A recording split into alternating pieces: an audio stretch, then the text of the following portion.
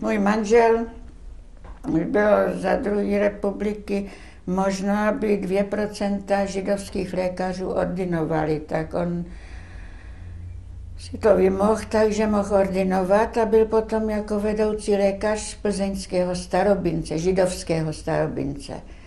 Čili když v lednu 1940 šly plzeňské transporty, tak my jsme ještě s tím starobincem mohli zůstat v Plzni až do září a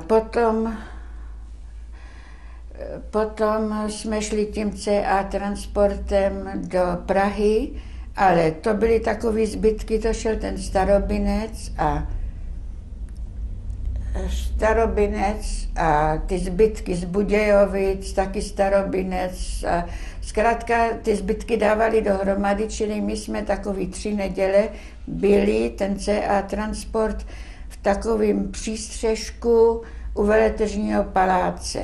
A sice to byly takový jenom sloupy a na tom střížka, žádný krytí, nikde nic, takže jsme tam na zemi jako leželi v těch spacích pytlích a tak jsme to přečkali, než byl transport plný a než to jelo dál do Terezína. A byla jsem zařazena hned do BY transportu do Polska. Jenže můj manžel ne, a jelikož Němci dodržovali takzvaný Familientrennung, jo, nebyl, tak manžel se vytratil na to ředitelství tam a vymohl pro mě vyloučení, jo? Že ten pásek, já jsem už měla BY transport, ale manžel ne, takže jsem zůstala v Terezíně.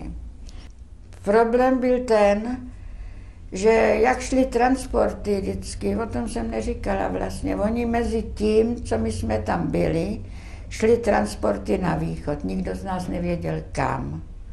Někam šel transport, jinam z Terezína, protože přicházely nový transporty, odcházeli lidi odtamtud. Většinou oni zařazovali z těch nově příchozích rovnou do dalšího transportu, takových bylo hodně. No a s těma transportama samozřejmě odcházeli i magistři od nás. Tak se to střídalo všecko. Přišli noví, starí odcházeli, zmizeli, už se nevrátili. V Terezíně byla nemocnice ve Vrchlabských kasárnách. No a tam taky odešel magistr, tak já jsem přešla z těch sudetských potom do té nemocniční lékárny, kde jsem nakonec mohla zůstat až do konce, jenže v 3. transportu mužským v roce 1944 bylo málo mužů a bylo řečeno, že může jít 500 dobrovolných žen. A s manželem jste se vídali často? S manželem jsme se viděli, ovšem moc často ne, ale on pracoval v magdeburských kasárnách a tam měl ordinaci a ta sestra, co s ním byla, ta mě potom právě v Osvětimi řekla, jo, já jsem viděla pana doktora, jak šel doprava. No. A dokdy jste byla v Terezíně? Do 1. října 1944.